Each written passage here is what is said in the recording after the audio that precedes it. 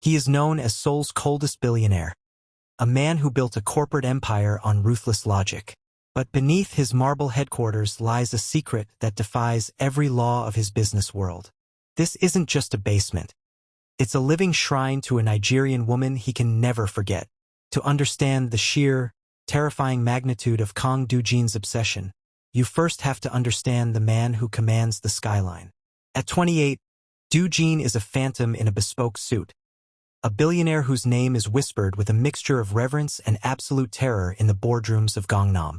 He doesn't just play the game of corporate warfare. He rewrites the rules until his opponents have no choice but to surrender.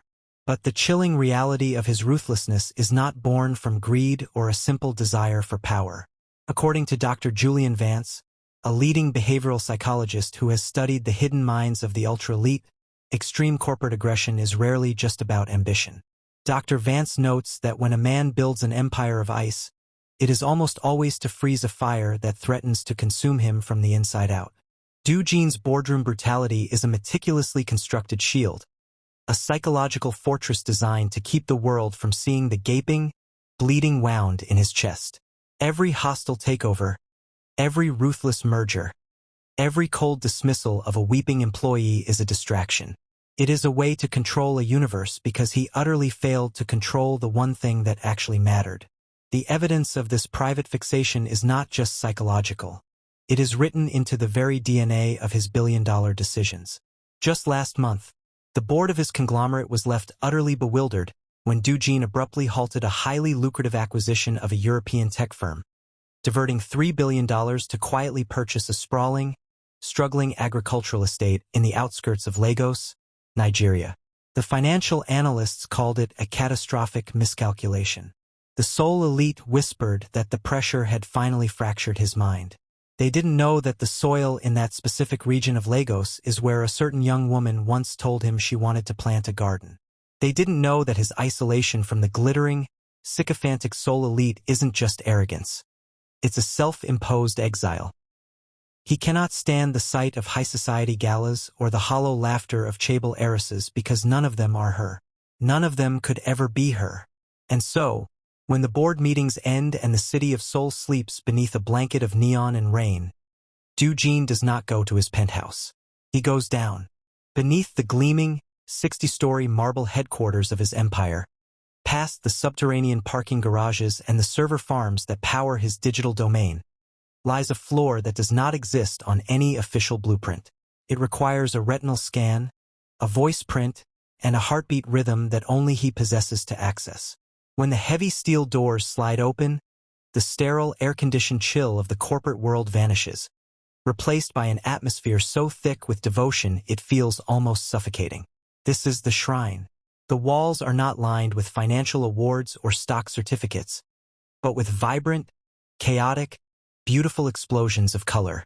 Canvas paintings, sketches, and photographs cover every inch of the space. And in the center of it all, sitting on a velvet chair that looks like it belongs in a palace, is a single, untouched plate of steaming jollof rice and perfectly spiced suya. Every single day, without fail, the private chefs are instructed to prepare this exact meal. It is kept warm under silver cloches, replaced at midnight if uneaten, a silent, daily ritual of feeding a ghost. Beside the meal sits a stack of leather-bound journals. Do-jin writes to her every night.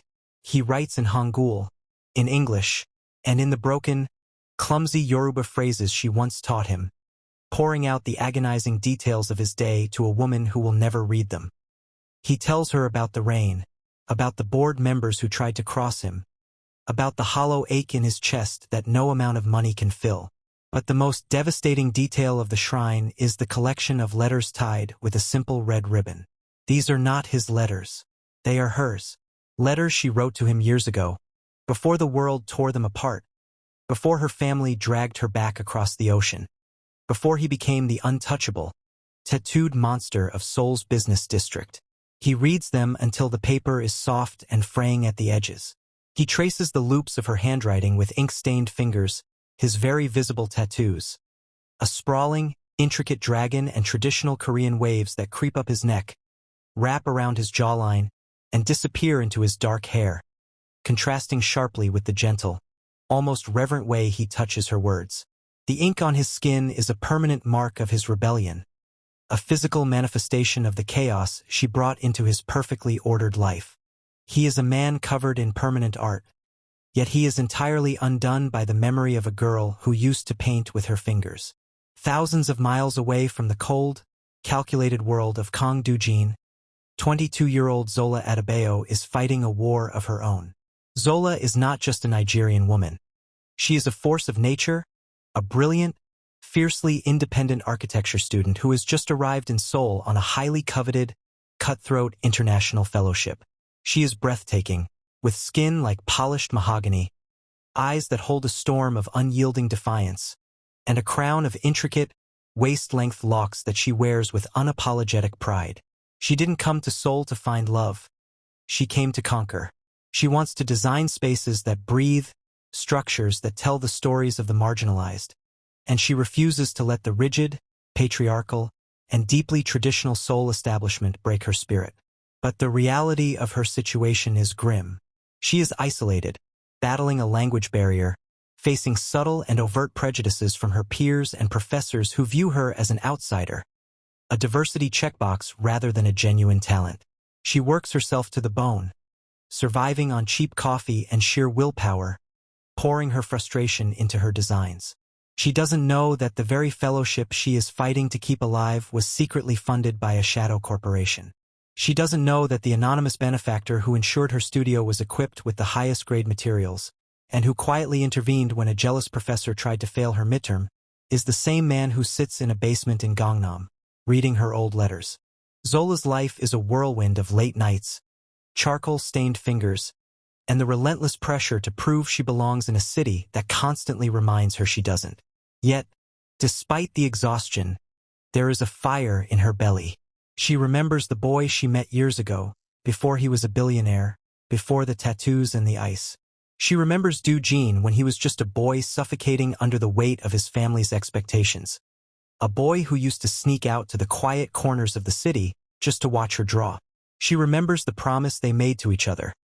A promise that was shattered when his family discovered her identity and forcibly sent her back to Lagos to protect their precious corporate lineage. She thought he had moved on. She thought he had become the monster the tabloids claimed he was. She has no idea that her return to Seoul has sent shockwaves through the very foundation of his empire. The collision of their two worlds is inevitable, and it happens not in a quiet studio or a hidden basement, but under the blinding, unforgiving lights of the annual Seoul Global Arts and Innovation Gala.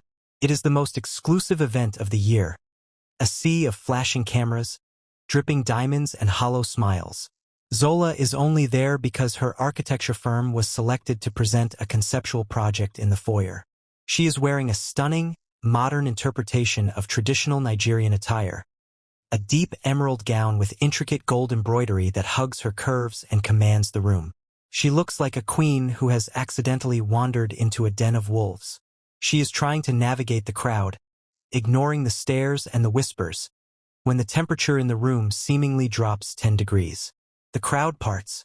The whispering stops. Kang Do-jin has arrived.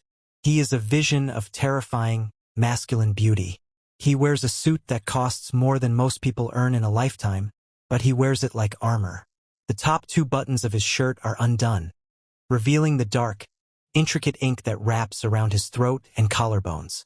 His jaw is set, his eyes scanning the room with the predatory grace of a man who owns everything he sees.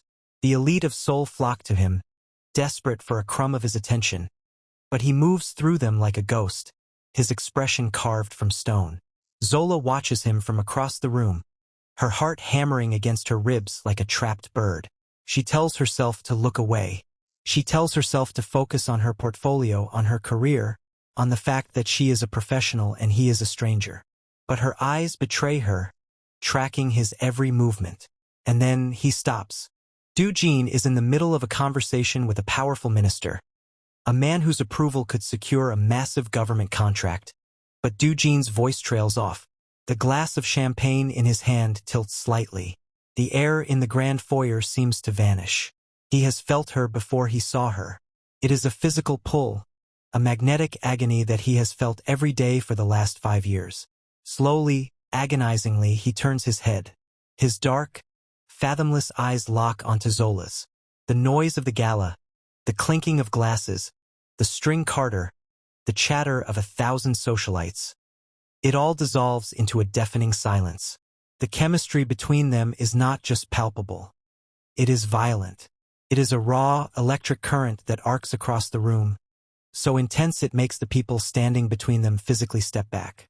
Doo-Jin's chest heaves, the carefully constructed mask of the cold billionaire cracking, revealing the desperate, starving man beneath.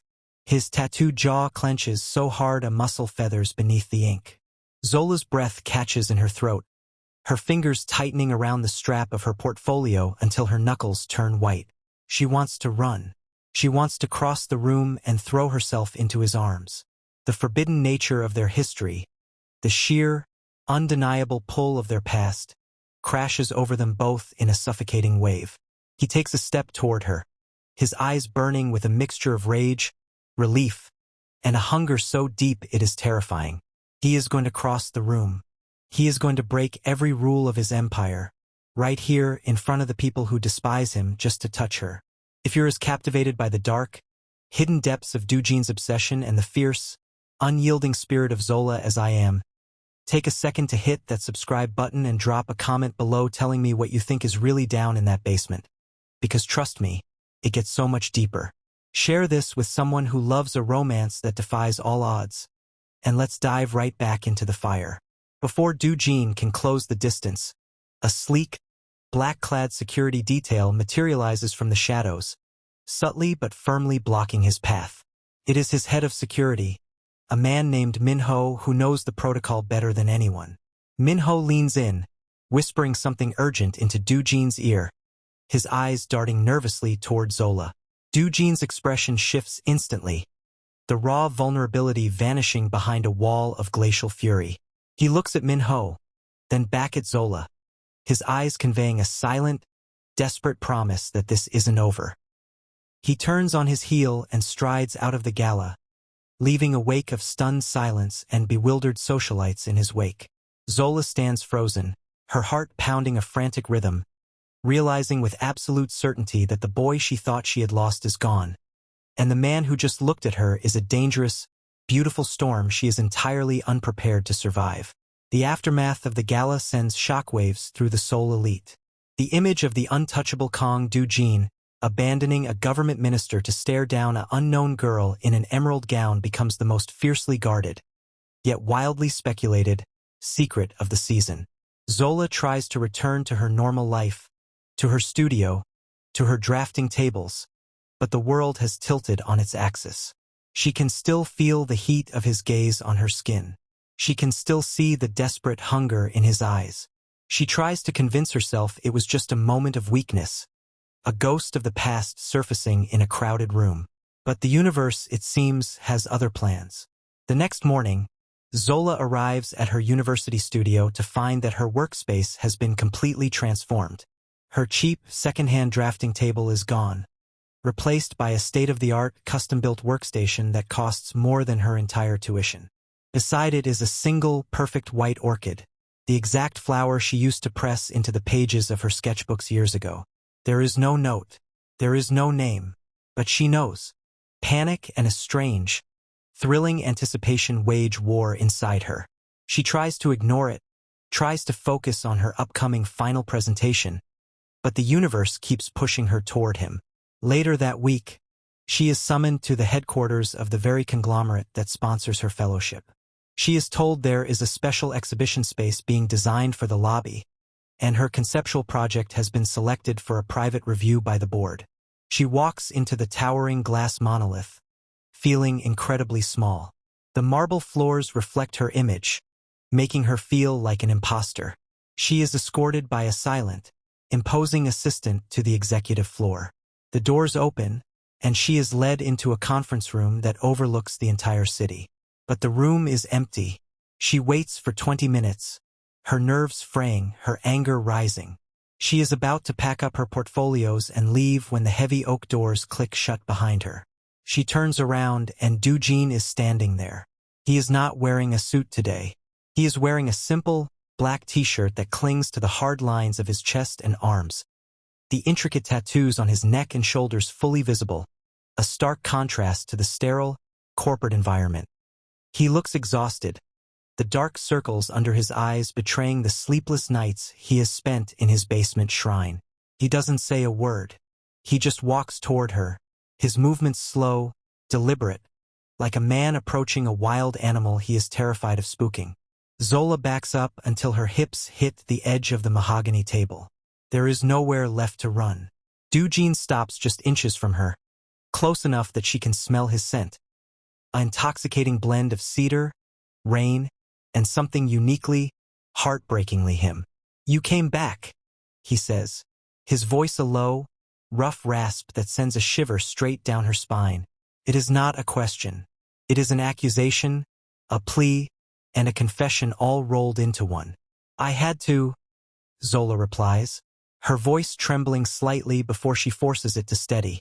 She lifts her chin, meeting his dark, turbulent gaze with her own fierce defiance. "I am an architect, Doojin. I build things. I don't run away from them." His jaw tightens, the muscles ticking beneath the ink. He reaches out, his large, tattooed hand hovering just millimeters from her cheek. His fingers are trembling. The man who ruthlessly destroys companies, who commands thousands of employees with a single glance, is trembling at the mere proximity of her skin. "You have no idea," he whispers, his voice cracking, "what it has cost me to let you walk into this room. My family, the board, they will tear you apart, Zola. They will destroy everything you've built." "Let them try," she fires back, the fire in her eyes matching the storm in his. "I am not the scared little girl they sent away 5 years ago, and you are not the boy who let them do it." The words strike him like a physical blow. He flinches, his hand dropping to his side. The guilt he carries, the crushing weight of his past failure to protect her, is etched into every line of his face. "I was 23, he says, the words tasting like ash in his mouth. "I had nothing. They controlled every breath I took. If I had fought them for you, they would have ruined you. They would have made sure you never worked, never studied, never breathed in this country again. I had to let you go so you could survive." "Survive?" Zola laughs, a bitter, hollow sound. "Is that what you call this? Living in a glass tower, pretending you don't feel anything?" "I didn't survive, Doojin. I just learned how to bleed quietly." The raw emotion in her voice shatters the last of his control. He closes the distance, his hands coming up to cup her face. His touch is searing, his thumbs gently tracing the line of her jaw. The undeniable chemistry between them ignites, a roaring flame that consumes the oxygen in the room. He leans in, his forehead resting against hers, his eyes squeezed shut as if the mere sight of her is too much to bear. "I have a basement," he whispers, his voice breaking, a confession torn from the deepest, darkest part of his soul. "Beneath the building. I keep it warm for you. I keep your meals warm. I write to you every night. I have lost my mind, Zola. I have lost my mind. And you are the only thing that makes it stop spinning." Zola's breath hitches. The revelation hits her with the force of a freight train. The untouched meals, the secret funding, the orchid. It wasn't just a billionaire's whim. It was a shrine. He had built a monument to her grief, a sanctuary for his own madness. Tears prick her eyes, but she refuses to let them fall. She reaches up, her fingers tangling in the dark, soft hair at the nape of his neck, feeling the hard, ridged scars of his tattoos beneath her fingertips. "Show me," she whispers. "Show me the basement." Doojin opens his eyes, and the look in them is one of pure, unadulterated worship. He nods once, a silent agreement that seals their fate. He takes her hand, his large, warm fingers intertwining with hers, and leads her out of the conference room. They don't take the main elevators. He leads her through a series of hidden corridors, down a private stairwell that smells of cold stone and ozone, descending deeper and deeper into the heart of his empire. The further they go, the more the corporate sterility fades, replaced by a heavy, charged silence. When they finally reach the heavy steel doors, Dujin pauses, his thumb brushing over the biometric scanner. He looks back at her, his eyes searching hers for any sign of hesitation. Zola just squeezes his hand, her grip firm and unyielding. The doors slide open with a soft hiss, and Zola steps inside. The breath leaves her lungs in a rush. The shrine is exactly as he described it, but seeing it in person is a completely different experience. The sheer volume of his obsession is overwhelming. The walls are a chaotic, beautiful mosaic of her life. There are sketches she drew when she was 16, stolen from her old studio. There are photographs of her laughing, taken from afar, candid moments she didn't even know he captured. And in the center, the velvet chair, the silver cloches, the stack of leather-bound journals.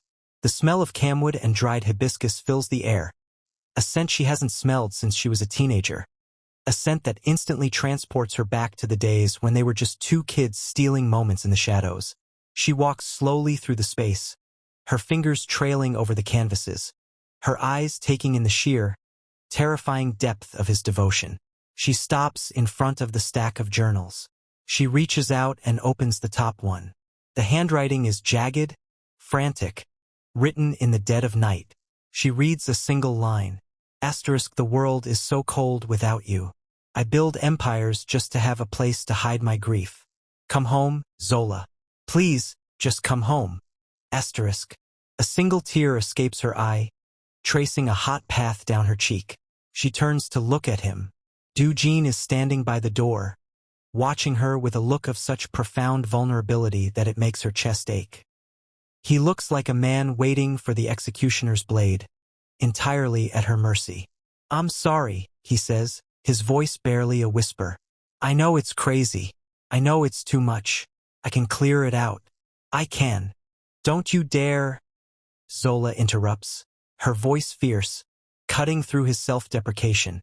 She closes the journal and walks back to him, stopping just inches away. She reaches up, her hands framing his face, her thumbs brushing over the sharp line of his jaw, feeling the steady, rapid pulse beneath his skin. You don't ever apologize for loving me this much, Kang Dujin. Do you understand me? You built a fortress to protect a ghost. But I'm not a ghost. I'm right here, and I'm not going anywhere. The relief that washes over his face is staggering. He lets out a shaky breath, his eyes closing as he leans into her touch. He wraps his arms around her waist, pulling her flush against his hard body, burying his face in the crook of her neck. He inhales deeply, breathing in her scent, anchoring himself to her physical presence. For the first time in 5 years, the ice around his heart begins to melt. But the moment of peace is shattered by the sharp, shrill ring of his phone. Dujin freezes. He doesn't want to answer it. He wants to stay in this room, in this sanctuary, with her forever. But the ringtone is specific. It's the emergency line, the one that only rings when the very foundation of his empire is under attack. He pulls back, his expression hardening instantly, the cold, ruthless CEO returning to his eyes. He pulls the phone from his pocket and looks at the screen. His jaw clenches so hard it looks like it might shatter. What is it? Zola asks, her voice laced with sudden concern. Dujin doesn't answer immediately. He stares at the screen, his mind racing, calculating the fallout, the danger, the sheer, unadulterated audacity of the move. He looks at Zola, his eyes filled with a dark, protective fury. It's my father, he says, his voice dropping to a dangerous, lethal register. He knows you're in Seoul, and he just bought the building that houses your university studio. He's giving you 24 hours to vacate the premises, or he's going to demolish it with your work inside. Zola's eyes widen in shock, a flash of pure anger igniting in her chest. He can't do that. That's my final project. That's my future. He can do whatever he wants, Dujin says, his voice deadly calm, the terrifying, ruthless billionaire fully awakened. He slides his phone back into his pocket and takes Zola's hand, his grip firm and reassuring. But he made one fatal miscalculation. He forgot that he's not dealing with the boy he controlled 5 years ago. He's dealing with the man who owns him. He looks down at her, his eyes burning with a fierce, possessive promise. Let's go to war, my muse. The descent from the basement is a blur of adrenaline and impending violence. Dujin doesn't just walk. He strides, a predator heading to the kill. Zola walks beside him, her heart pounding, not with fear, but with a fierce, matching exhilaration. She is no longer just a student fighting for her place in the world. She is the muse of a king, and he is about to burn his own kingdom to the ground to protect her. They reach the executive floor, and the atmosphere is entirely different. The usual quiet efficiency of the staff is replaced by a tense, buzzing panic. Assistants are rushing back and forth, phones are ringing off the hooks, and the air is thick with the scent of an impending corporate bloodbath. Dujin pushes through the double doors of his main office, a sprawling, minimalist space of glass and steel that overlooks the Han River. Waiting for him is his inner circle. Min Ho, his head of security, Ji Woo, his ruthless chief legal counsel, and a man Zola doesn't recognize, an older, sharply dressed man with a cruel smile and eyes that mirror Dujin's, but lack the depth. It is Kang Tae-ho, Dujin's older half-brother, the legitimate heir who was passed over when the board chose Dujin to lead the conglomerate due to his sheer, undeniable genius. Tae-ho is the one who has been whispering in their father's ear, the one who has been trying to undermine Dujin's authority for years. You're late. Tae-ho sneers, not bothering to hide his disdain. His eyes flick to Zola, sweeping over her with a look of utter disgust. And you brought the stray inside. How poetic. Father was right to lock the gates. You've always been weak for anything that doesn't have a price tag. Dujin doesn't even look at his brother. He walks straight to his desk, his movements fluid and lethal. Min Ho, he says, his voice echoing in the large room. Get the old man on the line. Now. Min Ho hesitates, glancing at Tae-ho, who is smirking. Sir, the board is convening in an hour.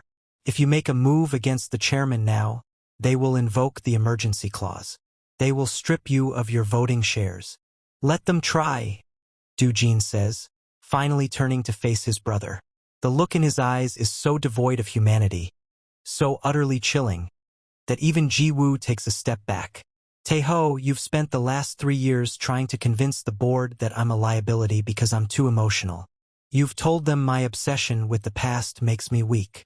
He takes a slow step toward his brother, the tattoos on his neck seeming to shift with the tension in his muscles. Today, I'm going to show them exactly what happens when my obsession is given a target. Zola watches, mesmerized and slightly terrified by the sheer, unadulterated power radiating from the man she loves. This is not the boy who wrote her letters in a basement. This is the Emperor of Seoul, and he is about to commit regicide. The phone on the desk rings, a harsh, grating sound. Dujin picks it up, putting it on speaker. Dujin. The old man's voice crackles, dripping with authority and contempt. I see you've found the little charity case. I'm giving you 1 hour to put her on a plane back to Lagos. If she is still in my city by midnight, I will personally ensure her academic career is destroyed, and I will have her deported as an undocumented criminal. Do not test me, boy. The silence in the room is deafening. Tae-ho is smiling, a wide, triumphant grin. He thinks he has won. He thinks Dujin will fold, just like he did 5 years ago. But Dujin just looks at Zola. He sees the fire in her eyes, the unyielding defiance that has kept her alive in a city that tried to crush her.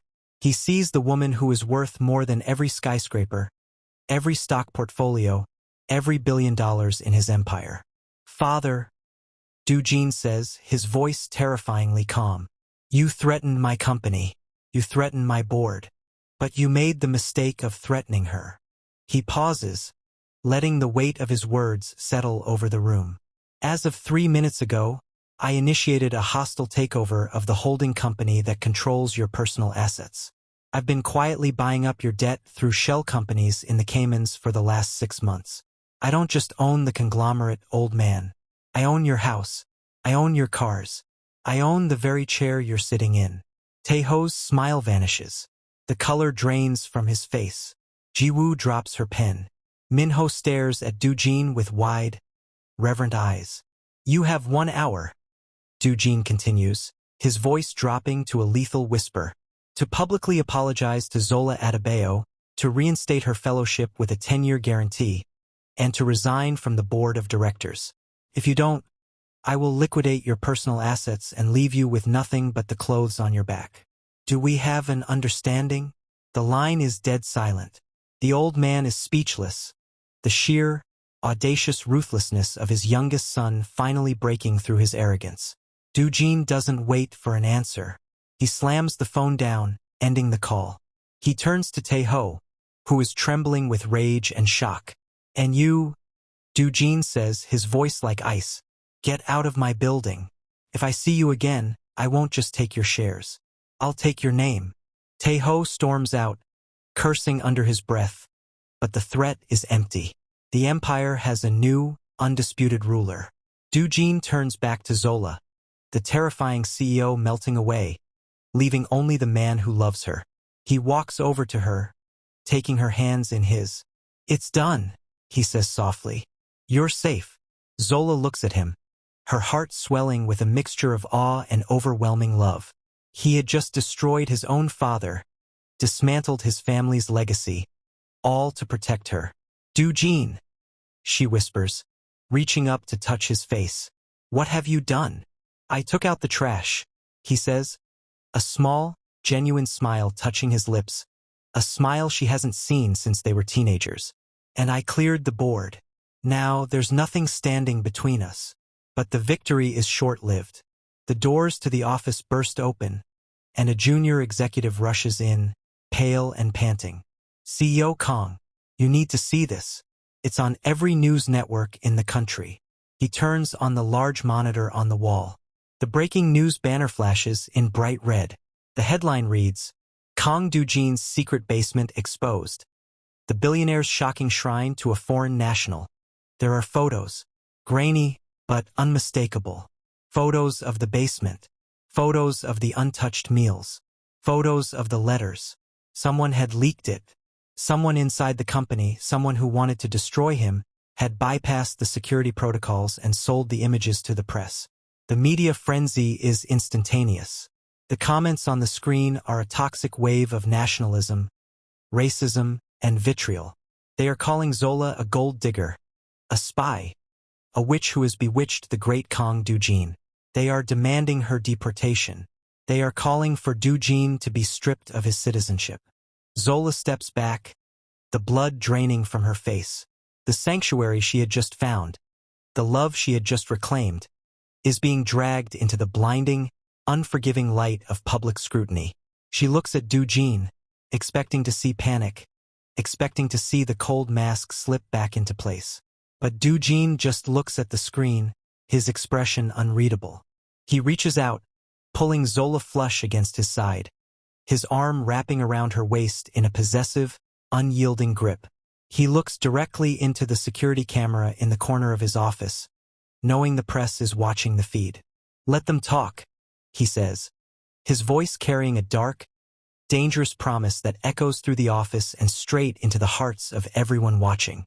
Let them scream, because by tomorrow they won't just be looking at a shrine. They'll be looking at a wedding invitation. The red light on the broadcast camera blinks off, but the echo of Kong Doojin's voice seems to vibrate through the very glass of the skyscraper. For 3 agonizing seconds, the executive office is entombed in a silence so absolute it rings in the ears. Then the room explodes into controlled chaos. Jiwoo is already barking orders into 2 different phones, her fingers flying across her tablet to issue emergency injunctions against the networks. Minho is at the door, his hand resting on the concealed weapon at his hip, his eyes scanning the hallway for threats. But Doojin doesn't look at any of them. He doesn't look at the monitors, which are now flashing with breaking news alerts and panicked commentary from financial analysts who are watching their stock prices plummet in real time. He only looks at Zola. His hands, large and warm, slide down from her waist to grip her hands firmly, grounding her. His dark eyes search hers, looking for any flicker of fear, any hesitation. He finds none. Zola's chin is tilted up, her mahogany skin glowing in the harsh fluorescent light, her eyes burning with the same fierce, unyielding fire that has haunted his dreams for half a decade.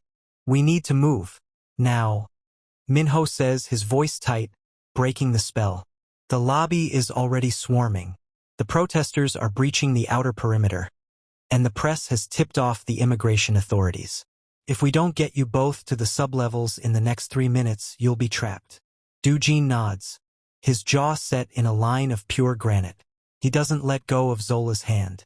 Instead, he pulls her flush against his side, his arm wrapping around her shoulders in a possessive, impenetrable shield. "Stay behind me," he murmurs, his voice a low rumble that she feels in her chest. "Do not let go of my hand. No matter what happens, you stay with me." They exit the office, flanked by Minho and 4 additional security operatives who materialize from the shadows of the executive suite. The journey to the private elevators is a gauntlet of panicked employees and staring executives. The atmosphere in the building is toxic, thick with the shock of the broadcast and the sudden, violent shift in the corporate hierarchy. As they walk, Dujin's posture is terrifying. He walks with the lethal, predatory grace of a man who has just declared war on his own blood, his visible tattoos shifting with the tense, coiled muscles of his neck and arms. He is a king walking through a rebellion, entirely unbothered by the treason, because he holds the sword. When they reach the private elevator, the doors slide open, but Minho holds up a hand. "Sir, the main shaft is compromised. The board has remotely locked the descent protocols. They're trying to trap us on the executive floor." Dujin's eyes narrow, a dark, dangerous amusement flickering in their depths. "They think a software lock can stop me?" He reaches past Minho, his tattooed fingers pressing a sequence into the manual override panel hidden behind a decorative marble slab. The panel beeps, and a secondary set of doors, previously invisible, slides open to reveal a service stairwell. "We walk," he says simply. The descent is grueling. 60 flights of concrete stairs, the air growing colder and heavier the deeper they go. Zola's breath comes in short gasps, her legs burning, but she refuses to complain. Dujin matches her pace, his free hand occasionally resting on the small of her back. A steady, reassuring pressure that keeps her moving forward.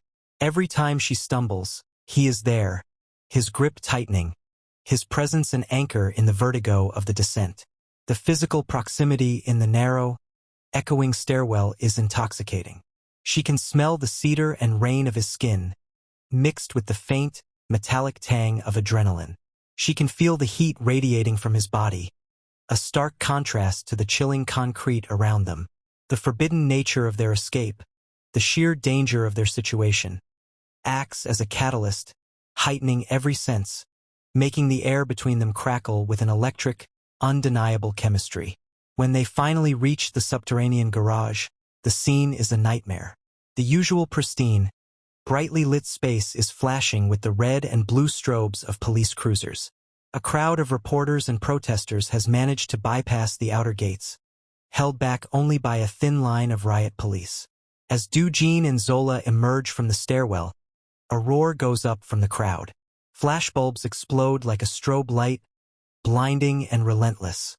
Shouts of "traitor" and "send her back" cut through the damp air. Zola's stomach twists, a sudden, sharp spike of nausea hitting her.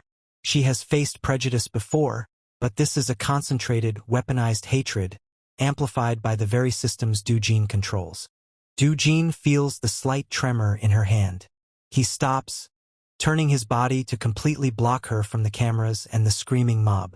He reaches up, his large hand cupping the back of her head, his fingers tangling gently in her intricate locks, shielding her face from the blinding flashes.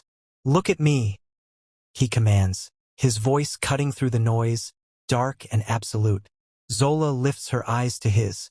"They are screaming at a ghost," he says, his thumb brushing over her cheekbone. "They are screaming at a narrative they invented. They don't see you. They only see me. And I am the only one who matters right now. Do you understand?" She nods, her breath catching at the raw, possessive intensity in his gaze. "I understand," she whispers. "Good."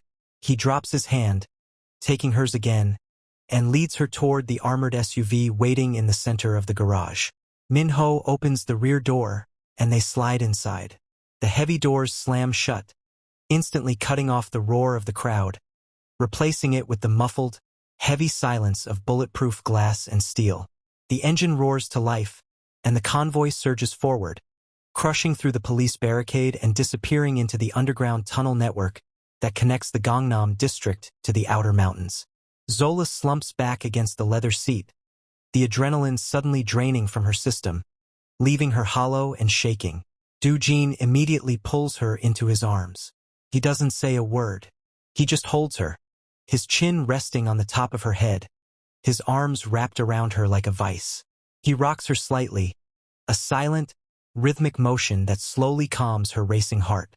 She buries her face in the crook of his neck, breathing in his scent, letting the solid, undeniable reality of his body ground her. For the first time since the broadcast, she allows herself to process the magnitude of what he just did. He didn't just declare his love, he declared war. He burned his family, his reputation, and his empire to the ground, all to keep her by his side. "Where are we going?" she asks finally, her voice muffled against his skin. "My private residence," he replies, his voice a low vibration against her ear. "Not the corporate penthouse. That's compromised. This is a place I built before I took over the company. A place where no one knows we are. It's completely off the grid." The drive takes nearly an hour, winding up the steep, forested roads of Bukhansan, far away from the glittering, suffocating skyline of Seoul. When the SUV finally comes to a halt, Zola opens her eyes and gasps. The residence is an architectural marvel, a brutalist masterpiece of raw concrete, dark-stained wood, and floor-to-ceiling glass that seamlessly blends into the rugged mountain landscape. It is imposing, fiercely private, and breathtakingly beautiful. It looks like a fortress designed by a man who wanted to hide from the world but still see the stars. Doo-jin leads her inside, the heavy steel doors locking automatically behind them with a definitive, echoing thud. The interior is stark, minimalist, and incredibly masculine, reflecting the cold, calculated exterior he presents to the world. But as Zola walks through the space, her trained architectural eyes catch the subtle, deliberate choices. The angles of the walls are designed to capture the morning light perfectly. The wooden beams are reclaimed from a historic temple, bringing warmth to the cold concrete. It is a space of profound, hidden depth, much like the man who built it.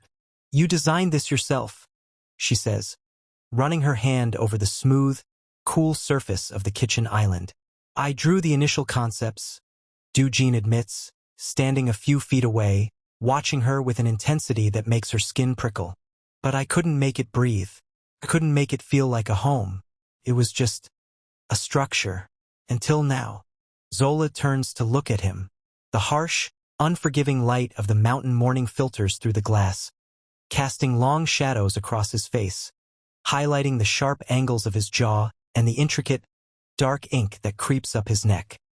He looks exhausted, the dark circles under his eyes more pronounced, but his gaze is entirely focused on her.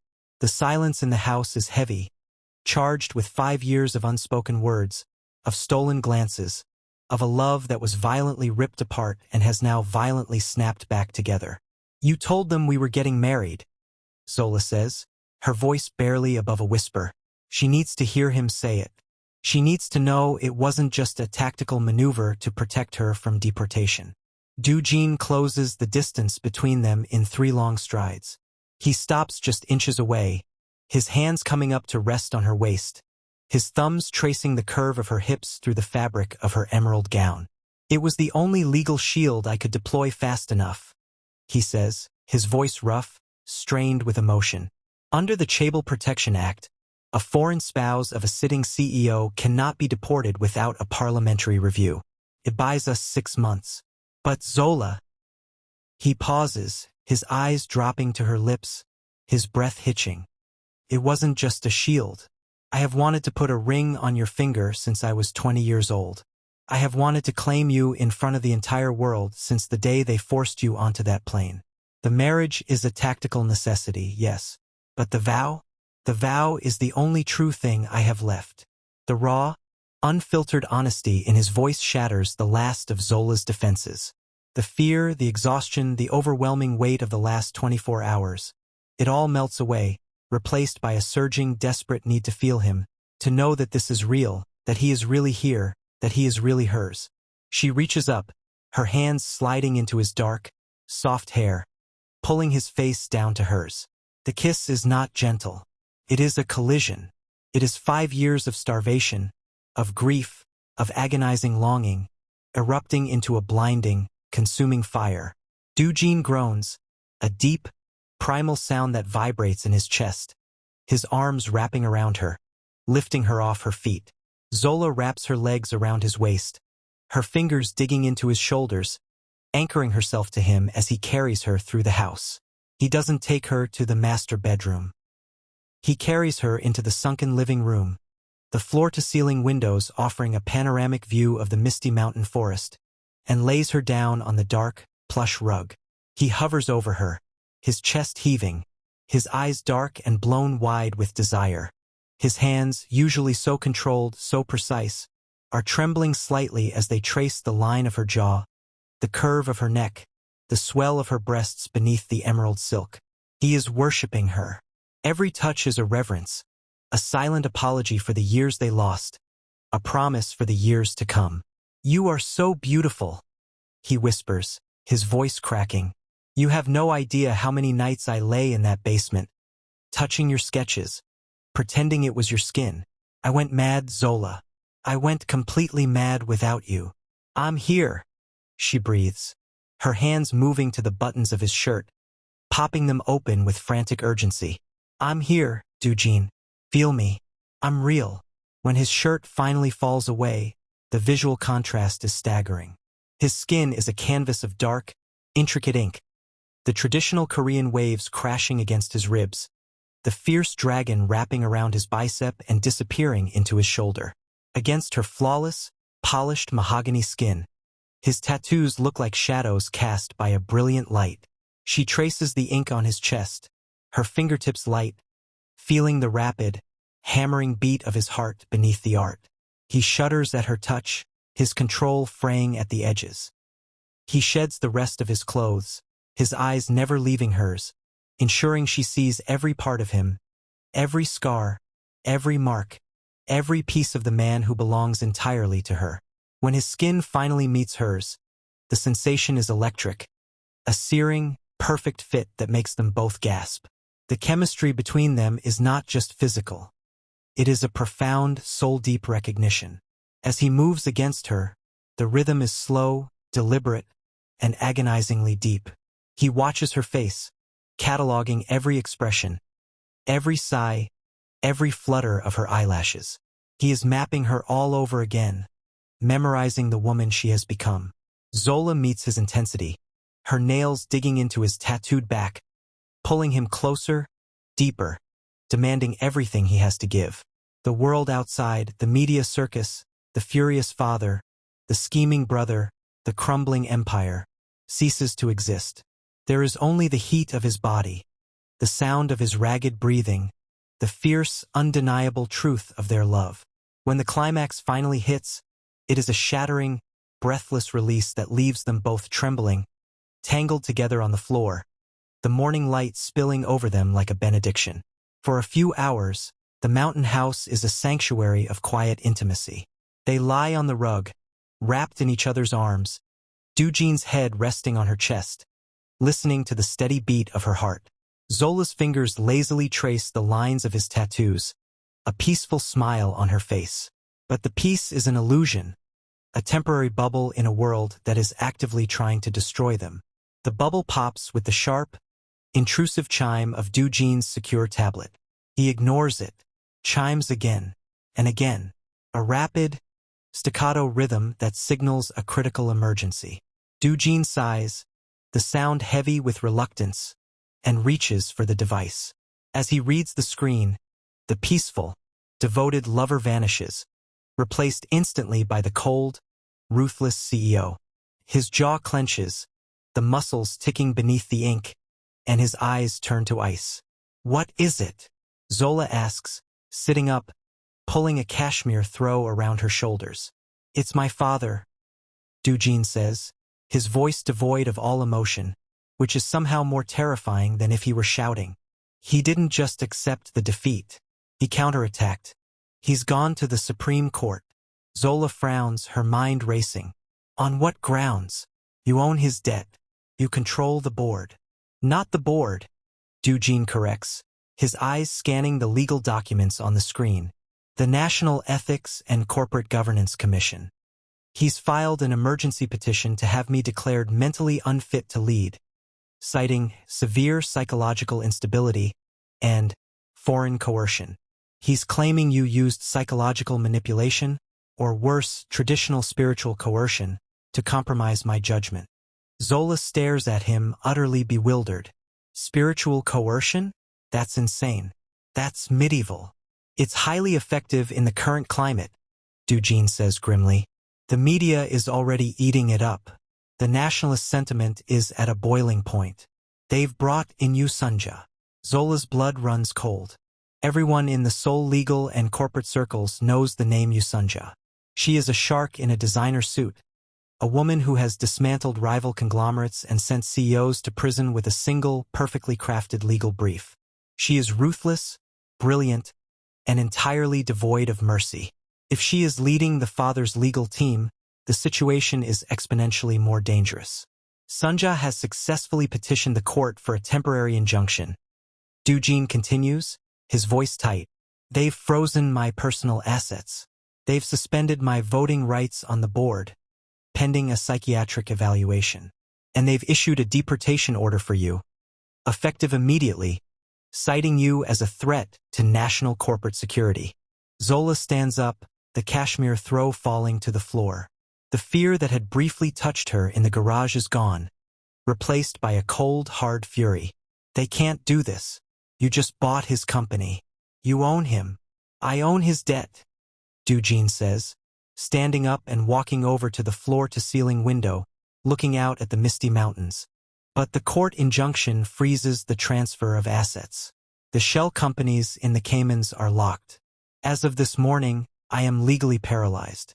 If I don't attend the psychiatric evaluation tomorrow at noon, they will strip me of my CEO title permanently and install Teho. And you will be on a plane to Lagos by midnight. He turns to look at her, and for the first time since she met him again, she sees a flicker of genuine uncertainty in his dark eyes. I miscalculated. I thought he would try to fight me in the boardroom. I didn't think he would use the cultural courts to declare me insane. I can't protect you from a Supreme Court order, Zola. If you stay, you'll be arrested. Zola walks over to him, stopping right in front of him. She reaches up, placing her hands flat against his chest, feeling the hard, steady beat of his heart beneath the ink. Stop, she says, her voice sharp, commanding. Stop thinking like a victim. You are Kang Dujin. You don't get paralyzed. You adapt. She turns and walks over to the tablet, picking it up. Her eyes scan the legal documents, her mind shifting into the hyper-focused, analytical state she uses when deconstructing a complex architectural blueprint. She reads through Sunja's petition, looking for the load-bearing walls of the argument, the foundational claims that hold the entire structure up. Here, Zola says suddenly, her finger tapping the screen. Sunja's entire argument for foreign coercion and psychological instability relies on the premise that your acquisition of the chairman's debt was an impulsive, irrational act driven by your obsession with me. She's citing the timeline. You bought the debt 3 days after I arrived in Seoul. Dujin nods slowly. It's a solid argument.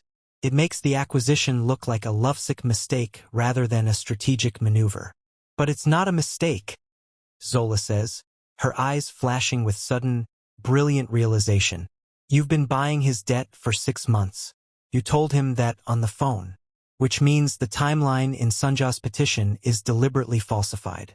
She's omitting the initial shell company purchases to make it look impulsive. So, It just proves I'm a calculating bastard, not an insane one, Dujin says. It doesn't invalidate the injunction. No, Zola says, a slow, dangerous smile spreading across her lips. But it proves she committed perjury in a Supreme Court filing. And more importantly, it proves that the debt you bought wasn't just personal loans. It was corporate slush fund money. The only way he could afford to let you buy that much debt through Cayman shells without the Financial Supervisory Service noticing is if the money originated from an unregistered, illegal corporate account. Dujin's eyes widen slightly as the implication hits him. If the money came from an illegal slush fund, then the debt transfer is void. And the chairman is guilty of embezzlement and corporate fraud. Exactly, Zola says, her voice ringing with triumph.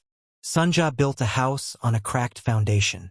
If we can prove the origin of the funds, the entire injunction collapses. The court won't just lift the freeze. They'll issue an arrest warrant for your father. But we need physical proof. The digital trails are encrypted, and Sunja will have scrubbed the servers. The physical ledger, Dujin murmurs, his mind racing. My father is old school. He doesn't trust the cloud for his black money. He keeps a physical ledger of all off-book transactions in a biometric safe in his private study in Hanamdong. Then we get the ledger, Zola says simply. Dujin looks at her, a mixture of awe and sheer, unadulterated desire flashing in his eyes. He steps forward, grabbing her by the waist and pulling her flush against him. You are terrifying, he whispers, his lips brushing against hers. You are brilliant, and you are terrifying.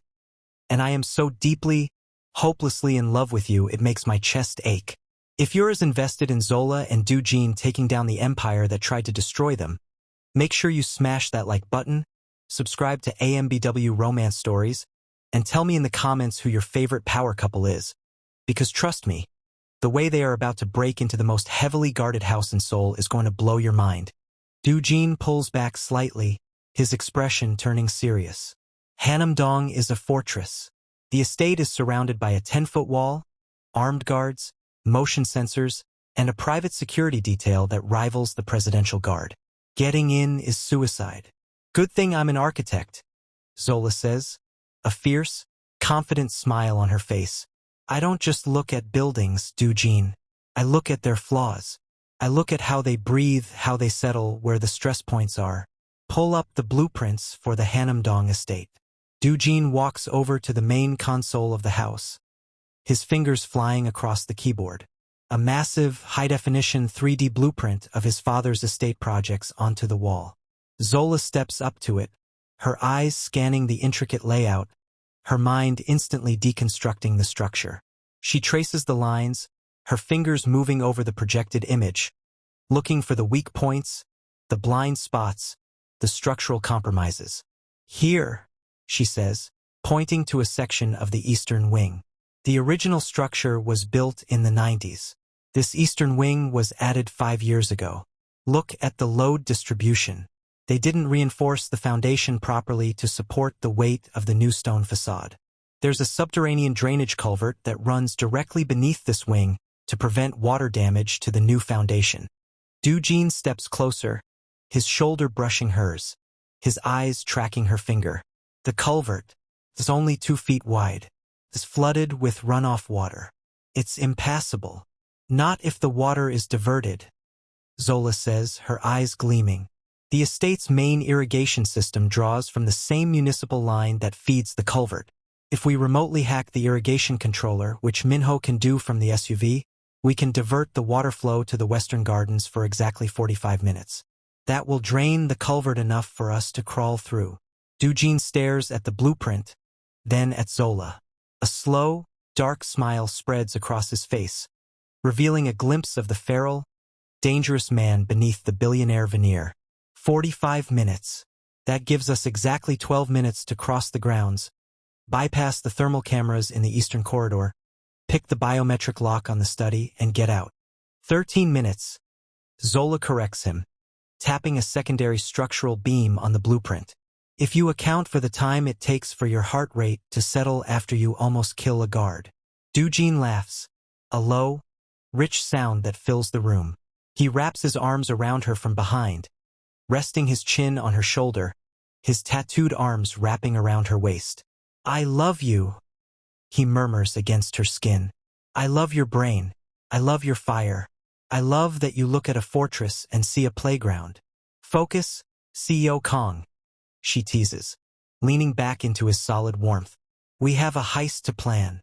The next 12 hours are a blur of intense, meticulous preparation. The mountain house transforms from a romantic sanctuary into a tactical command center. Minho brings in specialized gear, matte black tactical clothing, night vision goggles, and a customized decryption pad for the biometric safe. Dujin and Zola review the blueprints until their eyes burn, memorizing every camera angle, every guard patrol route, every structural quirk of the estate.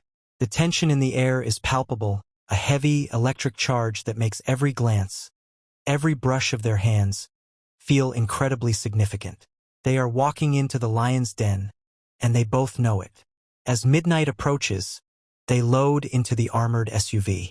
Zola is dressed in tactical black, her locks pulled back into a tight, secure braid, her face smudged with dark camouflage paint to hide her skin tone from the thermal cameras. She looks fierce, lethal, and breathtakingly beautiful. Dujin watches her from the opposite seat, his own face painted, his dark eyes tracking her every movement. He reaches across the console, taking her hand, his thumb stroking her knuckles. "Once we cross the wall, we don't speak," Dujin whispers, his voice a low, commanding rumble. "We use hand signals. If we are separated, you do not look for me. You get the ledger and you run to the extraction point. Do you understand?" Zola squeezes his hand, her eyes locking onto his. "I'm not leaving you behind, Dujin. We go in together, we get out together. That's the deal." He looks at her for a long moment, the conflict between his protective instincts and his respect for her independence warring in his eyes. Finally, he nods. "Together," he agrees.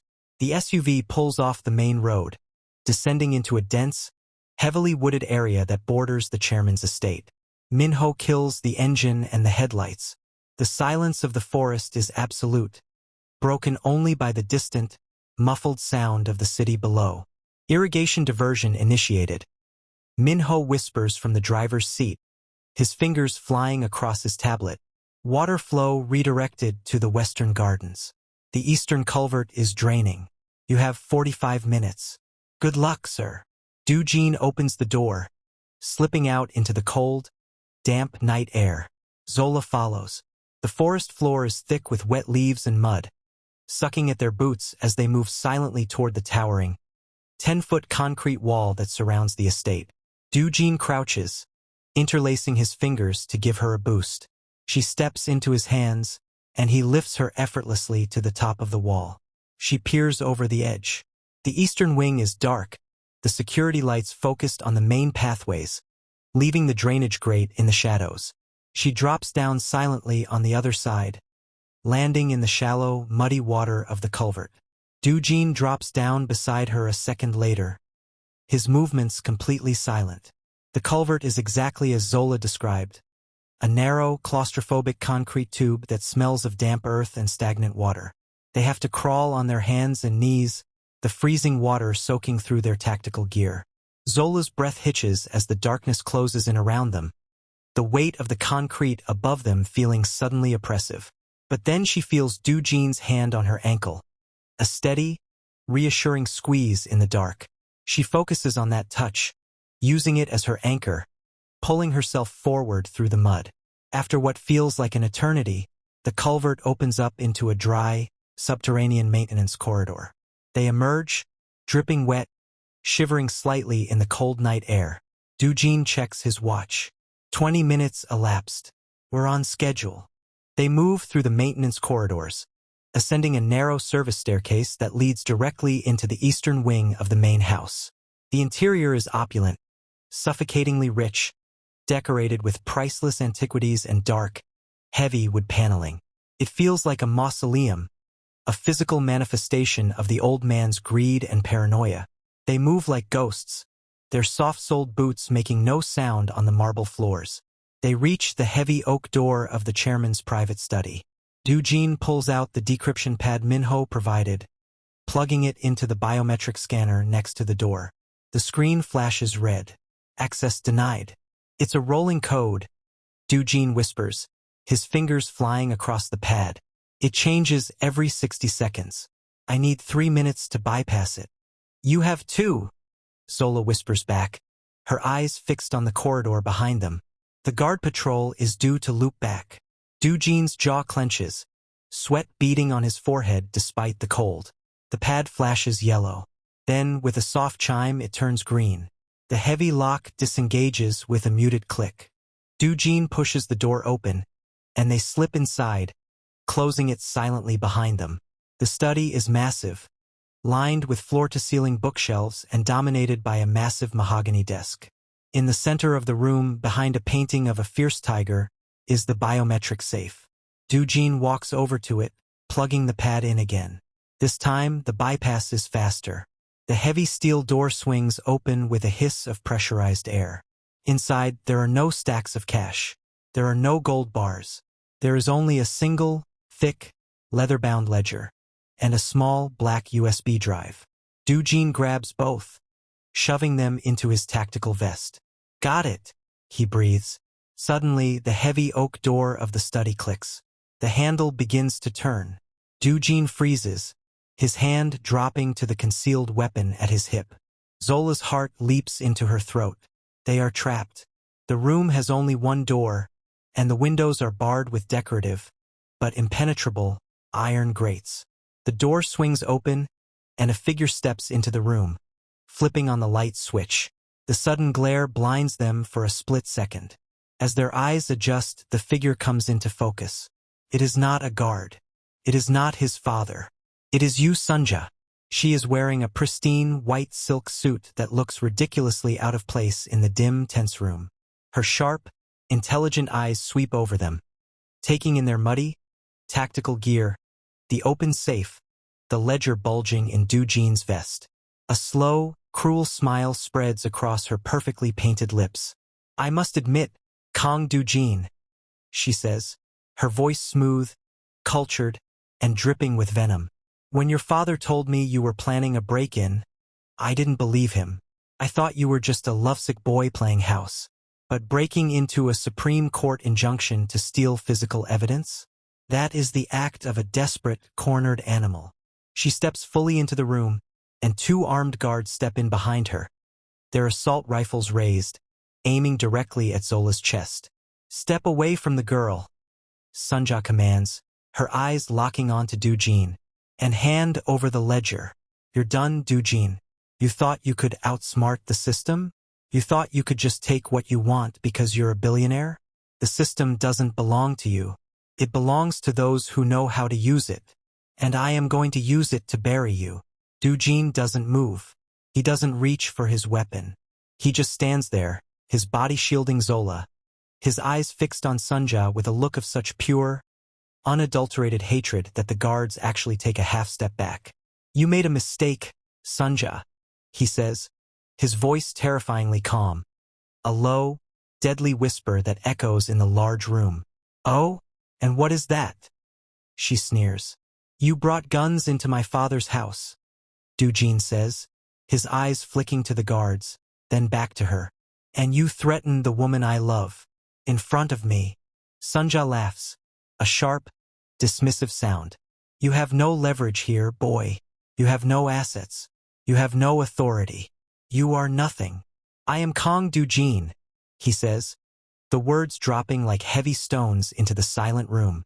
And I never walk into a room without a contingency. He raises his left hand, his tattooed fingers pressing a single, small button on his watch.